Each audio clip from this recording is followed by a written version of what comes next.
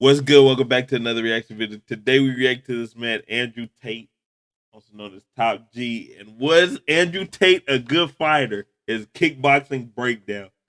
So before we get started, make sure you like, comment, share, hit the subscribe button. The goal is 20K by the end of the football season. So a week after the Super Bowl, we should be at 20K. But I need to put more fighting videos on the channel. I need more MMA slash boxing videos. So we go see what this man and plus this man Andrew Tate had like a little face off against Jake Paul, and boy, I hope he do not fight this man Jake Paul. But we finna get to it, man. I ain't gonna hold you no longer.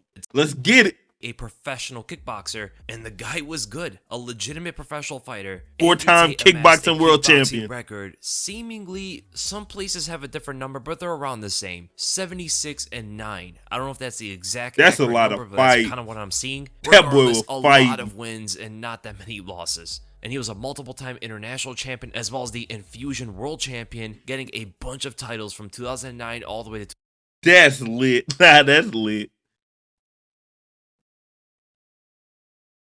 Y'all see why they do my guy right here like this? They gave him like a little toy trophy you could buy at like Dollar Tree. Why they do that? Infusion World Champion, getting a bunch of titles from 2009 all the way to 2014, fighting from like heavyweight to cruiserweight. He even tried his hand in MMA, undefeated in that sport, and did.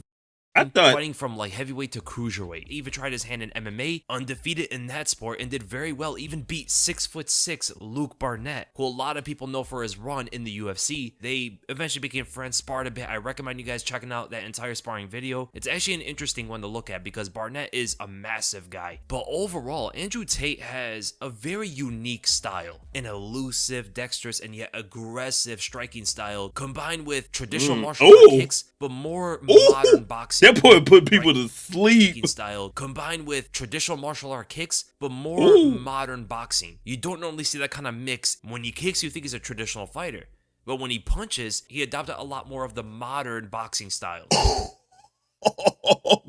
This man, I didn't know you put people to sleep like he's a this. Traditional fighter, but when he punches, that boy folded. God, more of the modern boxing styles. It made that combination work beautifully. And what you're going to get from Andrew Tate's style is there's a lot of manipulation of his opponent's defenses and even sometimes their attacks. He's almost in full control of what his opponent is doing. And you have to get at a high level to really do that kind of stuff. And yes, Tate has a lot of power, man, knocking opponents out with one punch and even awkward angles that you would find pretty surprising to generate the kind of power from. On the back foot, casting punches while getting his own leg kicked out. Andrew Tate actually has some immense power in everything.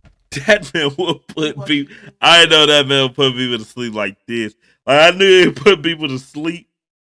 Let me take that back. I knew he put some people to sleep, and I know he was winning his professional, like his kickboxing fights, because it said he was a 4-time kickboxing world champion. I didn't know he would put people to sleep like this, man. He throws, but he doesn't necessarily overextend the way a lot of fighters will have to generate that kind of power. But it's also behind good technique, who has multi-layered attacks wreaking havoc on opponents' bodies. He has some sharp punches to the body, man. That left hook to the liver is always there. Not only that, he is lightning quick for a guy his size, 6'3", fought at cruiserweight and also light heavyweight, which most likely had him walking a little bit north of 200 pounds back in those days, able to swing up his kicks at rapid speeds with different kind of angles, side kicks to the midsection or up top, as well as off-timing round kicks that he would. Them kicks, man, is crazy, man. Like, because the way they be kicking, man, like that MMA is different. I think MMA and like, see, this isn't MMA. He's doing kickboxing. Because when you throw him them kicks, it's a lot harder to like. Boxing is one thing. They're all broken up into different things. So, okay, jiu-jitsu is in a world like, once they get on the ground, you don't know what's going. Like, just from a fan perspective, you don't know what's going on. But little do you know, they playing like it's like a chess match. Like, if he turn this way, boom, I can get him there. Or you got to roll a certain way to get out of a choke or something. It's crazy with jiu-jitsu. That's why I think the UFC is like 10 times more. Like, it's better. It's almost better than boxing. I think it's better than boxing for the simple fact that there's so many different fighting styles that you could use and you can do. They literally do everything. Whereas boxing, it's literally just hands. So like a lot of people don't even work out their legs or whatever because they don't need to use their leg. But like MMA, inside unique they let you kick and all that. For an example, he'll throw his left hand and then the left kick, or his right hand and then the right kick. This is such a great combination that you even saw UFC veteran Stephen Wonderboy Thompson Wonderboy UFC doing this exact same thing. And he also comes from the same sport as Andrew Tate. Fighters are conditioned to defend alternating strikes, left, right, left, right. They don't necessarily recognize when same side attacks come out. Left, left, right, right. This is a big example why you saw Anderson Silva get knocked out by Chris Weidman way back in the day when Weidman doubled up on his right hand, which caused Anderson to lean into the opposite direction. And this is still a thing today. Combined with Tate's extremely quick and dexterous kicks, that boy hit the pictures perfectly, ain't gonna lie. To evade and or block effectively. And Andrew Tate's kind of tactic here with this combination, of course it's going to be all muscle memory and things he's been drilling for years, but this kind of combination is excellent. Yeah, it's precise too. Opponent. Like that's the punch is going to control of where the guard is going to close and where it's going to open. So in this instance, the jab is going to close up the guard up top, opening up the midsection, and that's where Tate is able to land these round kicks with his left leg. Them body shots is crazy. With one motion. There's not a choppy flow to this. The jab comes and the left kick is coming immediately afterward, which can make this combination pretty hard. He throwing them combinations fast, I ain't gonna lie. You watch it right now. I want you to do this. Act like you're throwing a right hand punch with a right hand or with a right kick right after. It ain't even gonna feel like normal. Cause like what he was saying, most people do the alternate and train for the alternate and block for the alternate. So if they punch right and then they kick left, it's more natural. Like you punch right and then you punch left.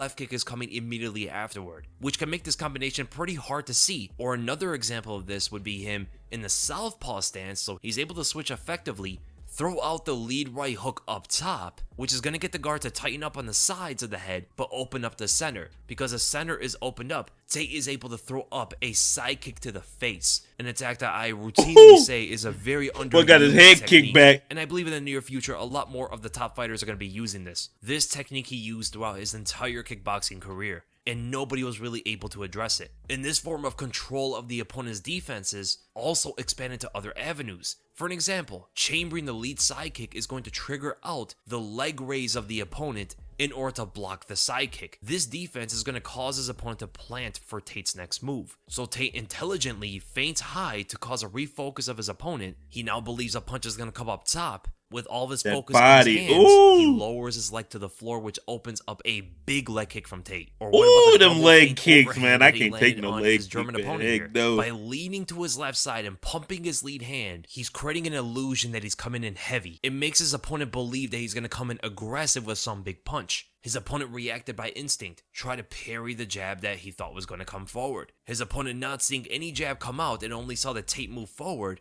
he thought this was an opening for himself to throw a left hook and catch Tate aggressively trying to get in. But this is a perfect example of why you take smaller steps. The lean gave the illusion to his opponent that Tate was lunging in there, but the placement of his feet told a different story. It caused a slower motion inward, and that is why the left hook ultimately missed. Tate just saw it whiz on by. After it got right in front of his face, he knew to look at that counter. That opening for his vicious right hand, and at the same time, slipping on the outside of his opponent's countering right cross. Multiple steps ahead of his opponent here, from the illusion of... I seen the video saying Andrew Tate was sending people to Shadow Realm. This dude got sent there. I ain't gonna lie. To the double step and the double feint. If anyone got sent to the Shadow Realm, it was this man right here. Outside of his opponent's final attack. Intelligent stuff by Andrew Tate there. Or what about the time he leaped in with the left hook and moved out to his left side, which is going to open up the entire right side of himself for his opponent to escape to. So Tate is pretty much filling in that left space, so it gives his opponent a full sense of escape on the other side. And Tate was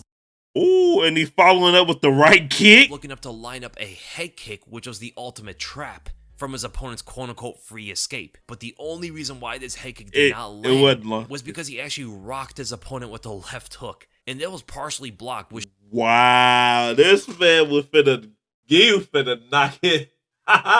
finna knock his head to the first row. But luckily, for the other dude, he already got rocked. Look at the power that crazy. Tate has in his hands. If his opponent did not get rocked by the hook, he would have repositioned his stance into that would have been kick. dirty. But ultimately, it was intelligent. That would have been over. That angle. It would have been it for manipulating the. his opponent's That would have been it for But dude. what about manipulating their attacks? So this is older Tate. Keeps a rather tall stance. Doesn't really give his leg up to his opponent to. You're talking about the stance. This man said the way he fights, he said this is more like style. Even though this is a bad example because Style Bender just lost, but he said his fighting style's like Style Bender, so he can see the punches coming and like the kicks and stuff coming. Because he was like, I'd rather get knocked out and see where it's coming from than to not know where it's coming from and get rocked. But here he did it, and it showed to be a bit more uncharacteristic of his style. He went into a rather exaggerated karate stance that you don't normally see a lot of people do unless they're trying to fake out their opponent or show some flash for the audience. And in this case, he was trying to draw out that leg kick. Noticing how wide his stance is, that lead leg is there for the taking. Or at least I thought this was straight by flash. throwing the leg kick, Tate slides backward very quickly, which naturally gets himself into a stance to throw up a head kick right from there. His opponent tried to get away as fast as he could, but still gets caught by the end of it. So again, we ask the question, how good is Andrew Tate really? The answer is really good. And I wonder if he actually pursued it even more. How far would he have gotten? With the competition that he was facing, he was tearing a lot of these guys apart. He has a couple losses just like every kickboxer in the world. Nobody really goes without losing down the road. He did it at a younger age as well. There's always learning situations that are going to happen and ultimately made him an even better fighter. There's a lot of people that want to see him fight Jake Paul in boxing. No, hold up. I cut the caption on. I do not want. I'm one of them. I'll raise my hand right now. Let you raise my hand right now. I do not want to see this man fight Jake Paul at all. No. I do not. I don't need to see that one. I'll pass on that one. This man Jake Paul been fighting for like, it's been at least 2 years. He's been fighting consistently. This man Andrew Tate, we don't know when the last time he's actually fought like consistently. He probably said it in like an interview or podcast. I don't know. I do not. I'm cool, and I see that face off. I do not need to see that fight, man. If it was Logan, then I'd be like maybe. I'd give it a maybe if it was Logan, not Jake. Do not. And I think that'll open up a lot of. You don't need to fight no Jake Paul, no. As to how good of a striker. I think we're all in agreement that Jake Paul needs to fight. If he wants to fight boxers, Deontay Wilder. You know what I'm saying? He needs to fight someone like Deontay Wilder. Someone that'll put him to sleep. If you want to still fight MMA and work his way up to boxing, that's cool. Give him Francis Ngannou. I think that's fair. I think that's a good. I think, to be honest, he was calling out Conor the whole time. I think he beats Conor now. I ain't gonna lie. I think he knocked Conor out too. If they box with each other, that's why I need to fight Francis. Should be leaning to Andrew Tate's side. You fight Francis Ngannou. I hope you guys enjoyed the breakdown, and if you did, make sure to give this a thumbs up. If you enjoyed my content, make sure to subscribe, hit the bell, and I'll see you guys in the next video. Well, that's it for the video, man. This man Andrew Tate was knocking people out, and apparently, this kickboxing breakdown. Apparently, that man was nice with it too. Like nice, setting people up like crazy. That's it for the video, though. Make sure you like, comment, share, subscribe. I'll catch you on the next one. Till then, I'm out. Peace.